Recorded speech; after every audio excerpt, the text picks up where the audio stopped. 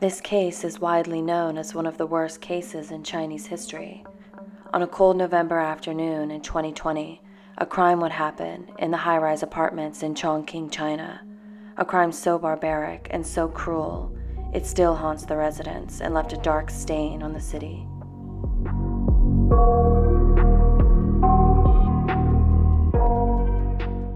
It all started in early 2017, when 23-year-old Zhang Bo began pursuing his co-worker, 26-year-old Chen Meilin.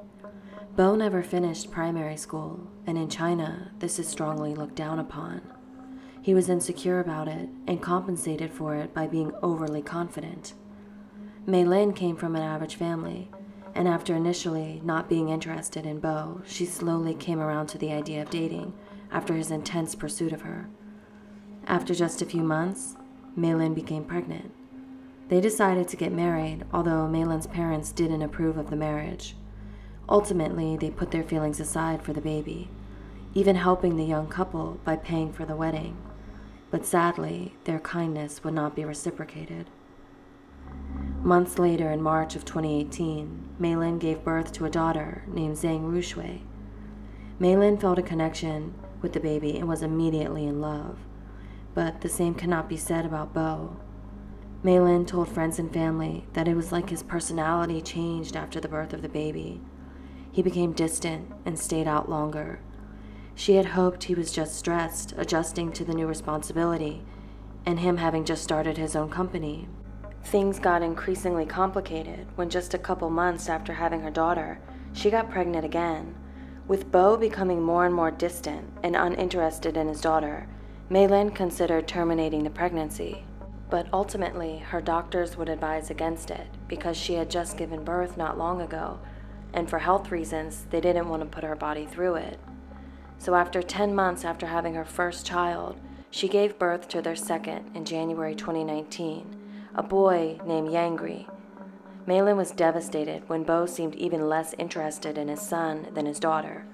While Meilin was taking care of the kids and paying for everything they needed, Bo never bought them anything. Meilin even confided in her parents that he never even hugged the kids. While she was caring for them, he went out and bought himself a Mercedes-Benz by overdrafting their joint account and using money her parents had lent them. He would go from bank to bank, taking out loans with no intention of paying them back. And he used the money to make himself appear rich. He bought designer clothes and jewelry for himself. Despite his behavior, Meilin wanted to work things out for the kids. They were still just babies. But Bo was about to hit an all-time low. 4 months after their son was born, he got sick. So sick that he was hospitalized. Meilin was at the hospital every day, but Bo barely visited at all. And a week after the baby was released from hospital, Bo filed for divorce on grounds of conflict, telling Meilin, quote, "You want a plain life, and I want to be rich." The divorce was sudden, but not out of nowhere. While Meilin was preoccupied with taking care of the children, Bo was never home. He was always out, and it was at this time he was talking to other women. He quickly got serious with a woman he'd met online. Her name was Yi Chengchen. She was 25 years old, same age as him. But unlike him, Yi came from a wealthy family. They were involved in real estate, along with several other industries, and Yi worked for her family as a financial manager for one of their companies. Just as he had with Meilin, Bo fiercely pursued Yi. He managed to hide his family history completely. She had no idea he'd even ever been married. He presented himself as a wealthy young businessman. But he wouldn't be able to keep up the act forever, and tragedy would follow. By the end of the year, Yi had found out about his kids. And despite his lies and secrecy, she stayed with him. In February of 2020, his divorce with Meilin was finalized. And Meilin no longer cared to fight for the marriage after seeing pictures of Bo and Yi, along with his continued disregard for his children. But things with Yi were not going well, and he was at risk of losing his shot and getting his hands on her wealth. Because Yi and her parents could not accept the fact that he had children with another woman. After his split with Meilin took full custody of the kids, and he assured her he'd give her monthly payments. But unsurprisingly, he failed to do so. So they made an agreement. Bo lived with his mother, who did want a relationship with the kids. So they decided that Mei Lin would have custody of their daughter, Ru Shui, and Bo would have custody of their son, Yangri, until the boy was 6 years old, and then he would go back and live with his mom.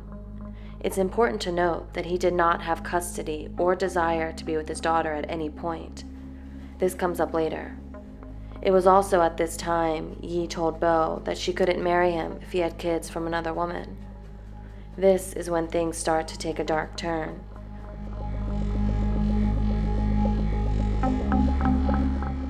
The two began plotting ways to get rid of the children. They conspired over the messaging app WeChat, as well as meeting up in person, specifically to discuss how to do it. Yi said to Bo, quote, "I'll marry you when the kids are gone." Initially, Bo had decided to get rid of his son because that was the only child that he had custody of. But after Yi said to him, quote, "Why not murder both, since you intend to kill anyway?" And with these words, they began crafting their plans. Bo decided the best way would be to fake a car accident and drive into a river with both children in the car, leaving them to drown. But after looking into his insurance policy for his car and seeing that an accident like that wouldn't be covered, he decided against it because he didn't want to ruin his car. For the next few months, they continued to brainstorm. Then, on October 25th, Bo contacted Mei Lin, saying he missed his daughter. Mei Lin immediately thought it was suspicious.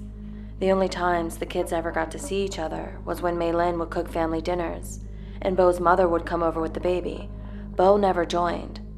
Despite her sense that something was off this time, she said his temperament was different and she felt bad. So she brought the 2-year-old over to his apartment. He asked if the girl could stay the night, but Mei Lin didn't think he was capable of taking care of both kids. She stayed there with the kids until late that night, after Bo's mother got home. She waited for them to be put to sleep before she left. When Mei Lin came back the next morning to pick up Ru Shui, she jokingly asked the toddler, "Do you still like me or Daddy more?" The little girl said Daddy with no hesitation. But the innocent child's love would soon be betrayed. Just a few days later, Bo asked again to see his daughter. Mei Lin brought her to his apartment and again stayed late and made sure the kid's grandmother would be there. But she had no way of knowing the evil that her ex-husband was capable of. The very next day, something tragic happened. Bo waited for his mom to leave the apartment shortly after 3 p.m., and he got on video chat with Ye. During the chat, Ye told him how frustrated she was that he still had his kids around. At some point, she threatened to cut her wrists right there in front of him. Upon hearing this, Bo got up and grabbed his children by their legs and threw them out of the window of his 15th floor apartment. People in the area reported hearing a loud sound, and after approaching bushes next to the building, they discovered the horrific scene. First responders were called immediately. Despite the efforts of onlookers and the medical response team, there was nothing they could do. 2-year-old Ru Shui was declared dead at the scene. 1-year-old Yangri had survived the fall, but passed from his injuries shortly after. Bo, who had just committed the horrific, barbaric murders, came down from his apartment and put on a show as a grieving parent. He claimed he had been sleepy from cough medicine and wasn't closely watching the children, telling police they were playing by the window and must have accidentally fallen out. He was seen sobbing and banging his head against the building. Onlookers truly believed he was genuinely inconsolable. When Mei Lin got the news of the tragedy, she knew in her gut that it was no accident. She told police how her daughter knew not to play around the window and never even showed interest, and Yangri was only 1 and would have trouble reaching and climbing the windowsill. Police took Bo to the station and quickly tore apart his story, and he confessed to everything. Police recovered the conversations between Bo and Ye on WeChat, and it supported his confession of the two of them planning it for months. They were both arrested and charged with the intentional murders of the 2 babies. The first trial took place in July 2021 at the Chongqing No. 5 Intermediate People's Court. They were both found equally guilty and sentenced to death. Following the trial, they both appealed their sentences. In China, if one is sentenced to death, there will always be a second trial to confirm that the punishment is justified. And in April of 2022, the second trial began. However, it resulted in the same sentence, death. The court said, quote, "Status and role of the two are the same, so both are the main culprits. They violated both the law and moral limits." Bo wrote several letters from prison to Mei Lin expressing sorrow and asking forgiveness. She responded that she must see him die at all costs, and the right thing for him to do was accept his fate. Ye's family offered to compensate Mei Lin during the trial, to which she refused, saying her children's lives could not be bought. Following the verdict, Mei Lin took white lilies to the temple that holds her children's ashes to let them know that Mom made sure justice was served. My heart absolutely breaks for Mei Lin. I cannot imagine her pain and trauma. Rest in peace to those beautiful babies. I'm so thankful, though, that they were able to get justice served.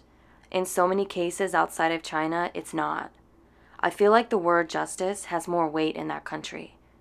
I did a case a while back that was similar in the sense that one person commit murders after planning it with another person, but the outcome of that case was very different. And if you want, you can watch that case here.